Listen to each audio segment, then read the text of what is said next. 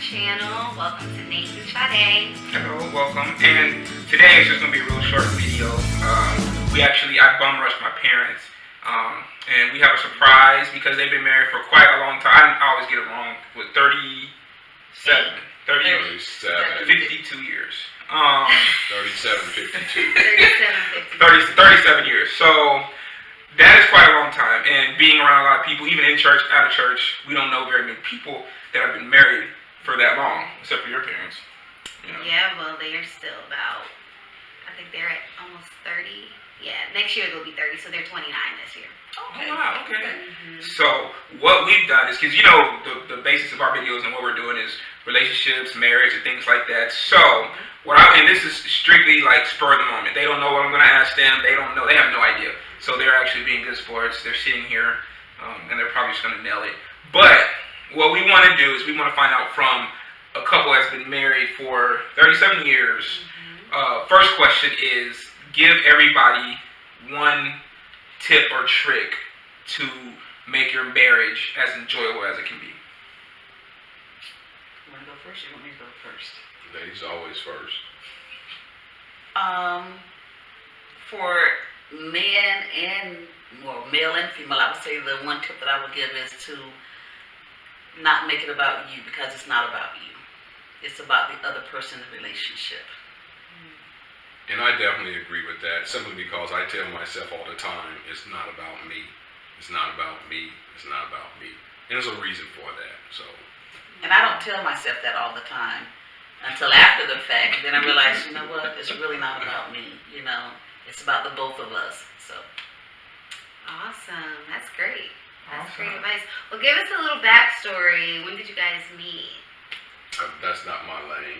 That's not your lane? You remember? You remember? I do remember, but it's hard. Explain is to keep up with the number of years we've been married, because that's not my lane. Okay. But we met when, in 1977, St. Louis, at a little discotheque called Michael's Time Machine in Clayton, Missouri, on teen night. Was it skating? We were babies. No, it was a discotheque. Discotheque. Oh. Yes. Discotheque. Yeah. We had to Google that. Yeah. Well, actually, this was a frequent spot of hers, and a couple of my friends from the neighborhood went there as well, and they just so happened to invite me. Only time I had been there. Wow. Did you go back after that? I've never been back. Wow.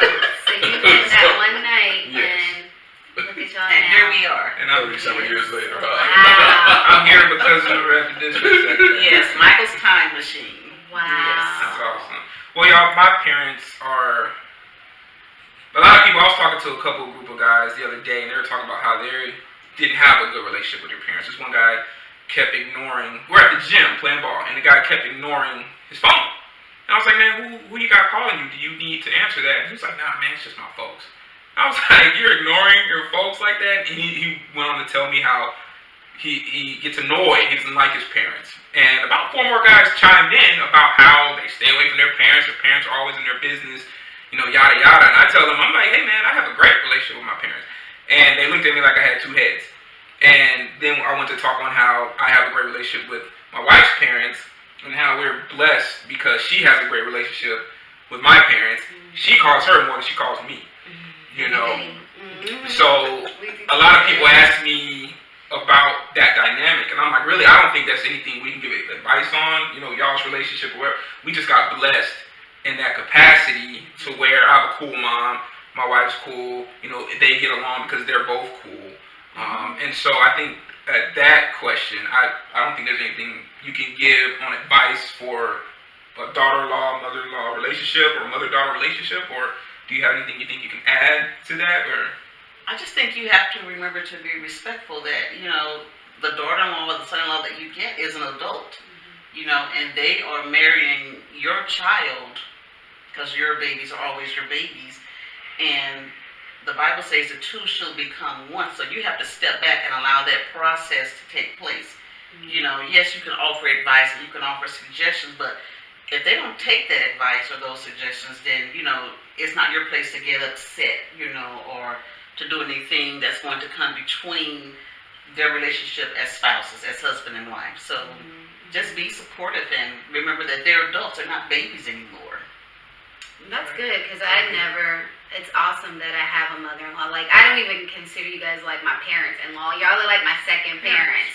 I mean, really, I just, your mom and dad and, y'all, we're family. And I felt that from, the beginning when we first met. I was like, they remind me so much of my parents. She said that a lot. I did. I was like, And when y'all finally met, it was like, they are like. Yeah. We did. And even our families, like my mom and you can talk and you and my dad can talk. And, you said something. You was like, oh, no, he's in D.C. this week. And I was like, I didn't even know he was going to be there. But it's great having that. We're so blessed because so many people, we talk to a lot of friends, and they don't have that at all. They don't have the examples. And then they just don't have that mother-in-law that they can really talk to. I talk to a lot of friends that they don't have that. And we are so blessed. I would say majority. Majority of people. Majority. I mean, I can call you and I know you're not going to be biased. That's one thing, because a lot of times, you're fearful, like, oh, if I tell you about something, you're going to just take his side. But, you tell me when I'm wrong, you'll tell him if he's wrong. Right. And my parents are the same way. Exactly. They're not biased. And I think that's so important. You don't realize how important it is when you get married, the other person's family, because you really do marry the family. You marry the family. You do. You really do. I mean, I think it was one time we had a rough little argument. It wasn't rough, but it was rough. It was childish. It was very childish. It was a stupid argument. But it got drug on and lasted longer than it should. Yeah. And I remember she just told my mom, she still does think she's the sweetest and this and that. But I used to tell her, she married a dude that's in the military, and when you see her approach to certain stuff, she's not as sweet as you think. And I think we were minding our business, and I'm sitting outside. I think I had a cigar or something, and I just hear bloop, bloop, bloop. I looked down on my phone. It was like, first of all, you two are being very childish. Y'all need to squash this crap right now. And I was like, but that's the thing. Like, you not biased. She'll never say, well, that's my son. And her mom is the same way. And dads as well. So. And it's important too that I feel like our parents are for us. They are always pushing us back together. Yeah. They're not, parents that are like, well, I can't believe he did this, or I can't believe she did that. They are for us, and that's something that they told us before we even got married. Absolutely. My dad was like, at the end of the day, remember at our rehearsal dinner? He said it's their marriage. It's their marriage. He said if y'all got anything to say to him now, say it now, because after today, don't nobody have a right to say anything to them. And he meant that. Like my dad said, he said, oh, Ricky meant that. He did. He did. Because the only thing he's talked to me about since we've been married is Micah. Like, hey man, how's the ball going? How's this? That's it. He hasn't said anything to me about us, or anything. So. And if we ever, feel discouraged or vent to our parents, I mean, they're always like, y'all will be okay. This is normal. The growing pains. Right. Exactly. Yep. Yes. Yes. And that's important. So we're just very blessed to have great examples and you guys, to be here and do our video with us today. We appreciate it. Yeah, definitely. Thank you. Now I have one last one. Okay. This is the funny one, but it when I thought about it the other day, and I was like, I need to do a video with this guy. Is my dad, of course. It's because it's this is the only piece of advice being married that he's given me that is like exactly the same. And no matter what I do or what I say or what we're going through, it's always the same. Coincidentally enough, we're reading a book, we're reading Love and Respect. We also did our love languages. It circles around the same message, especially Love and Respect, because it says this thing about the woman and it says this thing about the man. I was going to say, I think I know what it is. So his piece of advice for me is always, hey dude, Mars and Venus.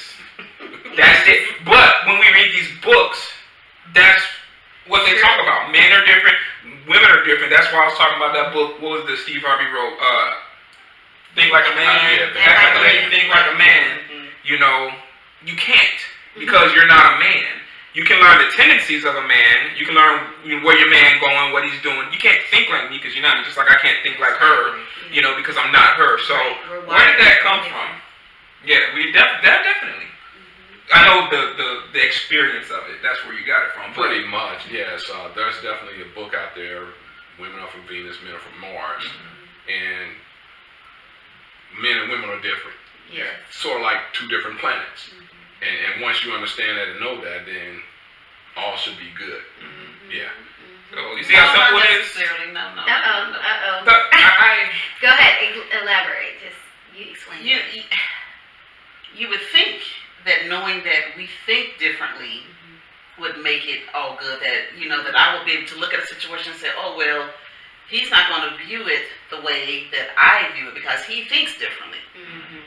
But when sometimes your flesh will get in the way, and you're going to say, well, that's just too bad, because my way is the right way, and that comes back to being able to lay yourself aside. That's another thing with the men are from Mars and women are from Venus. Being able to lay yourself aside, it points right back to what he said about men are from Mars and women are from Venus. Because if you can't do that, even with that knowledge that we're different, if you still, place your needs and wants and values above someone else's, then it's still not going to work. So that's the key right there. Really placing someone else above you. Place someone else. And the key is also continuously being around the information, because a lot of people know the information, but the application of the information is kind of where you can find yourself in sticky situations. Because I know there's some things that we know about ourselves, like pointing the finger, that don't work for us.